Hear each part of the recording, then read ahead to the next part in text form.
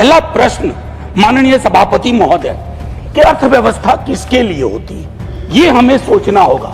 खेत खलिहान, फैक्ट्री, स्कूलों, निर्माण स्थलों पे, हॉस्पिटल्स में काम करने वालों के लिए, या एक बिल्कुल ऐसे प्रभु वर्ग के लिए जिनसे हमारी कोई ईर्ष्या नहीं है, लेकिन हम चाहते हैं कि उनकी भागीदारी बाकियों की भागीदारी के बराबर हो। सभापति महोदय, फिर एक बजट प्रस्तुत किया गया, कागजों पर संयत, सदन में उम्मीद की भाषा, कहा गया आम आदमी का बजट है और मैं आमो खास में परेशान हूं। लेकिन आम आदमी आज भी कतार में खड़ा है, राशन के लिए, इलाज के लिए और काम की प्रतीक्षा में। माननीय श्री प्रोफेसर मनोज कुमार झा जी। माननीय उपसभापति महोदय, बजट की इस चर्चा पर एक बुनियादी प्रश्न उठाने से पूर्व कोलकाता से प्रकाशित एक महत्वपूर्ण अखबार ने मुझसे एक लेख मांगा कि बजट से आपकी क्या उम्मीदें हैं, और मैंने लिखा कि budget should be constitutionally mandated under article 39 of Indian constitution. 1 तारीख को आर्टिकल छपा सुबह और 1 तारीख को ही बजट आना था, तो मुझे लगा कि कहीं माननीय वित्त मंत्री साहिबा ने अगर तमाम उन प्रश्नों का उत्तर दे दिया तो मेरे आलेख की प्रासंगिकता खत्म हो जाएगी। लेकिन मेरा आलेख आज भी प्रासंगिक रहा। उत्तर उन्होंने दिया उन प्रश्नों के नहीं जो मैंने उठाए थे। मेरा पहला प्रश्न माननीय सभापति महोदय कि अर्थव्यवस्था किसके लिए होती है, ये हमें सोचना होगा।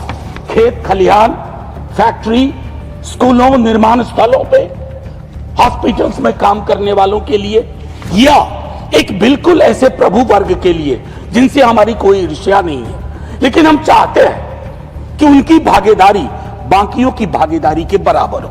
अर्थव्यवस्था कहते हैं तेजी से बढ़ रही है, भारत निवेश के लिए आकर्षण का केंद्र बनता जा रहा है, जबकि करोड़ों युवा रोजगार से बाहर हैं। वास्तविक आय ठहरी हुई है और औपनिवेशिक शासनकाल के बाद आय की असमानता, आंकड़ों की, मैं सिर्फ ऑक्सफैम डेटा की बात नहीं कर रहा हूं, आय की असमानता हमें ज्वालामुखी की ओर ले जा रहा है। माननीय सभापति महोदय, बजट केवल एक वित्तीय दस्तावेज नहीं होता है, एक नैतिक वक्तव्य होता है। आज भी बेरोजगारी देश की सबसे गंभीर समस्या है। मुझे स्मरण है माननीय प्रधानमंत्री जी और कई लोग युवा लाभांश की बात कर रहे थे। आज वो युवा लाभांश लायबिलिटी में तब्दील होता जा रहा है और हमारे पास कोई रोड मैप नहीं है। संपत्ति घट रही है, समृद्धि शून्य होती जा रही है। मैं दोबारा कहता हूं, सिर्फ ऑक्सफैम की रिपोर्ट नहीं, आप अपनी गणना करवा लीजिए। उपसभापति महोदय, जब मैंने आर्टिकल 39 की बात कही तो उसके पीछे उद्देश्य है कि आर्टिकल 39 को मद्देनजर रख करके अगर हमारे बजट की प्रस्तावना होगी तो हमारा बजट समावेशी होगा। अन्यथा समृद्धि के 5 टापुओं की गाथा को हम देश की गाथा बताते रहेंगे, जो उचित नहीं है। ये बेईमानी है, ये अन्याय है। माननीय सभापति महोदय, अगर आर्टिकल 39 के नजर से देखें तो रोजगार के बिना विकास एक भ्रम सा है। गिग प्लेटफॉर्म वर्कर्स की बात हुई। ज़्विगाटो नाम की एक फिल्म है, नंदिता दास ने बनाई है। मैं उस फिल्म के स्पेशल स्क्रीनिंग में था और उसी वक्त किताबें भी रिलीज हुई। ये रिपोर्ट है सर, जन पहल की ओर से। उस फिल्म को मैंने देखा और उस फिल्म को देखने के बाद कल मैंने एक रिव्यू भी लिखा। गिग और प्लेटफॉर्म वर्कर्स, हमें मानना होगा कि हमारी अर्थव्यवस्था में ये तत्व बढ़ते जा रहे हैं, इनका कंट्रीब्यूशन बढ़ रहा है, लेकिन उनकी सिक्योरिटी कहां है सर? पूरे देश में हड़ताल हुआ, कहा गया 10 मिनट डिलीवरी इज इनह्यूमन।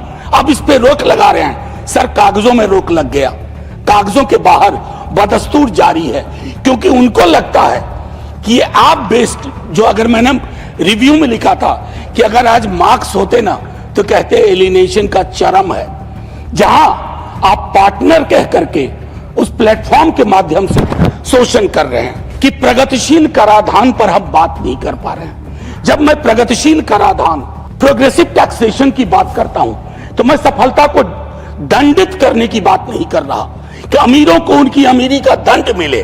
बस अमीरों को यह कहा जाए कि इन्हीं संसाधनों से तुम्हारी अमीरी हासिल हुई है, और अगर तुम्हारी अमीरी इससे हासिल हुई है तो इस संसाधन के सभी भागीदारों के साथ थोड़ा थोड़ा तो बांटो। अगर उसको नहीं बांट रहे हैं तो ये इस तरह का पिरामिडल स्ट्रक्चर होगा पिरामिड का, जहां बेस ही एक दिन गायब हो जाएगा। मैं आज बिहार की बात नहीं करूंगा, मेरे बाकी साथी करेंगे। बिहार क्या फिर 2030 में विमर्श में आएगा जब अगला चुनाव होगा? विशेष राज्य का दर्जा, हमारे कई साथी यहाँ बैठे हुए हैं, दिल पे हाथ रखिए, आप भी कहिएगा कि विशेष राज्य का दर्जा मिलना चाहिए। माननीय उपसभापति महोदय, ज्यादा वक्त नहीं लूंगा। जब वक्त थोड़ा बुरा होता है तो वक्त भी गुजरता है और वक्त के बीच से हम भी गुजर जाते हैं। मैं सिर्फ इतना कहना चाहूंगा कि जब मैं कहता हूं माननीय सभापति महोदय, फिर एक बजट प्रस्तुत किया गया, कागजों पर संयत, सदन में उम्मीद की भाषा, कहा गया आम आदमी का बजट है। और मैं आमो खास में परेशान हूं, लेकिन आम आदमी आज भी कतार में खड़ा है, राशन के लिए, इलाज के लिए और काम की प्रतीक्षा में। इस बजट में आंकड़े बोलते हैं, अनुभव नहीं। धन्यवाद। पर यह नहीं बताया गया देश तेजी से आगे बढ़ रहा है, पर यह नहीं बताया गया यह प्रगति किसे साथ ले जा रही है और किसे बहुत पीछे छोड़ रही है। सर, एक अबोध बालक की जिद समझिए, बस 20 सेकंड। चंद बड़े घरानों के बढ़ते मुनाफे राष्ट्रीय उपलब्धि, जबकि किसान, मजदूर और बेरोजगार युवाओं की जिंदगियां संरचनात्मक सुधार, शिक्षा, स्वास्थ्य और रोजगार तीनों को वित्तीय अनुशासन और धैर्य का एक और साल। माननीय सभापति महोदय, यह केवल एक बजट नहीं, एक राजनीतिक फैसला है कि नीति किसके लिए बनेगी और किससे कहा जाएगा कि चुपचाप 1 साल और इंतजार करो। आपने 20 सेकंड, जय हिंद सर। 2 मिनट लगभग हो गए। धन्यवाद।